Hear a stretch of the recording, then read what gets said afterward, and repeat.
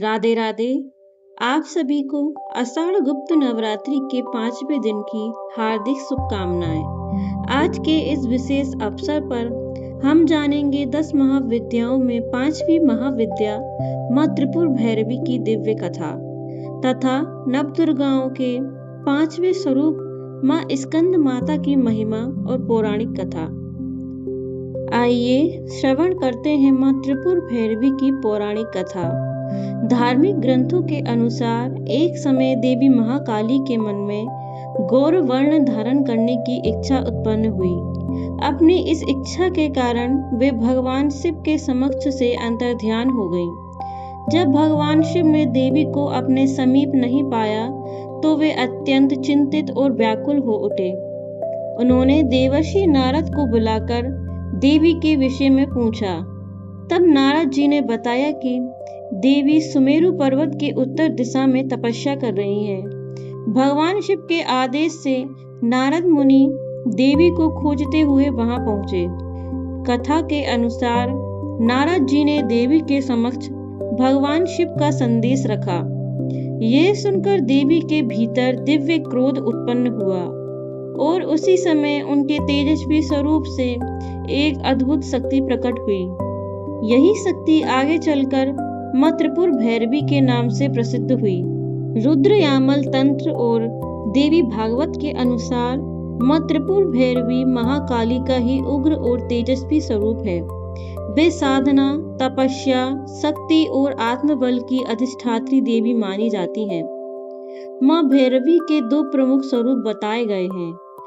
पहले स्वरूप में वे महाकाली के समान शमशान भूमि में विराजमान दिखाई देती हैं। उनके हाथों में खड्ग, त्रिशूल, नरमुंड और अभय मुद्रा होती है। यह स्वरूप दुष्ट शक्तियों का नाश करने वाला माना जाता है। दूसरे स्वरूप में वे अत्यंत सौम्य और दिव्य दिखाई देती हैं। उनका शरीर हजारों उगते हुए सूर्य के समान तेजस्वी होता है।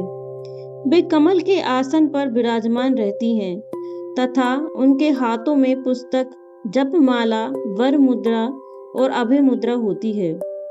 शास्त्रों में बताया गया है कि माँ भैरवी की आराधना करने से भय और नकारात्मक शक्तियों का नाश होता है। शारीरिक और मानसिक दुर्बलता दूर होती है। विवाह में आने वाली बाधाएं समाप्त होती हैं। योग्य जीवन साथी की प्राप्ति होती है। साधक को आत्मबल, साहस और आध्यात्मिक शक्ति प्राप्त होती है। माँ भैरवी को भगवान भैरव की अर्धांगिनी माना जाता है और उनकी महिमा अनेक तंत्र ग्रंथों द्वारा देवी पुराणों में वर्णित है। आइए अब श्रवण करते हैं माँ स्कंद माता की पौराणिक कथा। बहुत समय पहले तारकासुर नामक एक अत्याचारी असुर ने घोर तपस्या करके भगवान ब्रह्मा से वरदान प्राप्त कर लिया। उस वरदान के अनुसार उसका वध केवल भगवान शिव के पुत्र के द्वारा ही संभव था।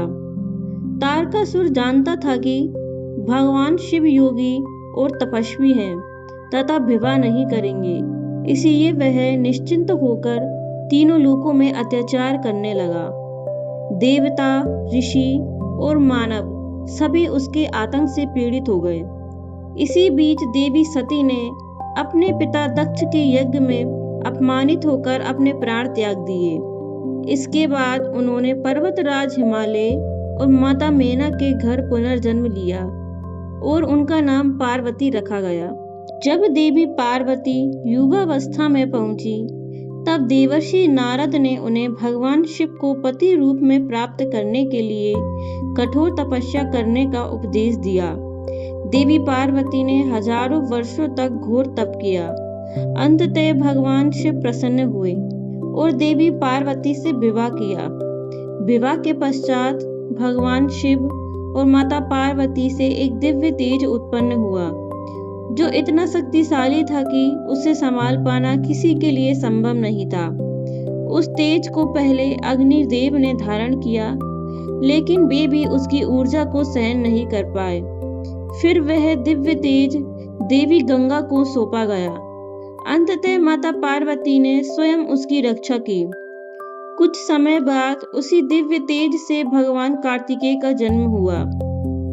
कार्तिकेय के जन्म के बाद माता पार्वती अपने पुत्र का पालन पोषण करने लगी।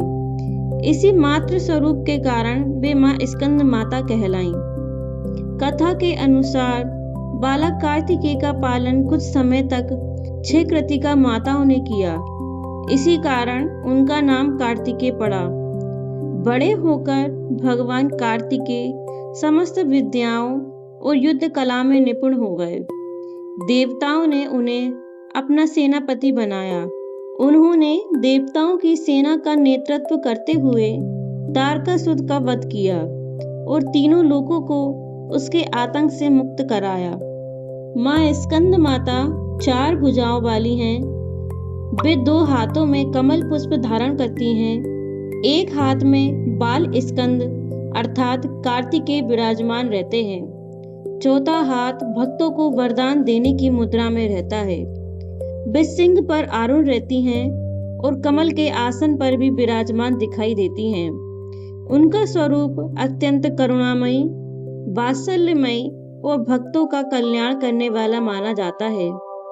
नवरात्रि के 5वें दिन मां स्कंद माता की पूजा की जाती है। उन्हें पीला रंग अत्यंत प्रिय माना गया है।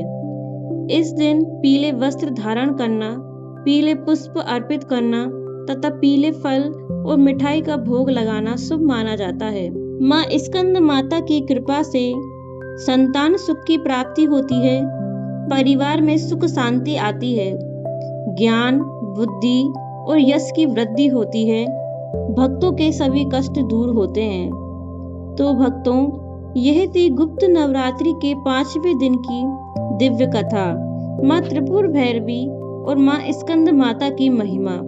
यदि आपको यह कथा पसंद आई हो तो वीडियो को लाइक करें, चैनल को सब्सक्राइब करें और कमेंट में अवश्य लिखें जय मां त्रिपुर भैरवी, जय मां स्कंद माता। माता रानी आप सभी के जीवन में सुख समृद्धि और आध्यात्मिक उन्नति प्रदान करें। जय माता दी।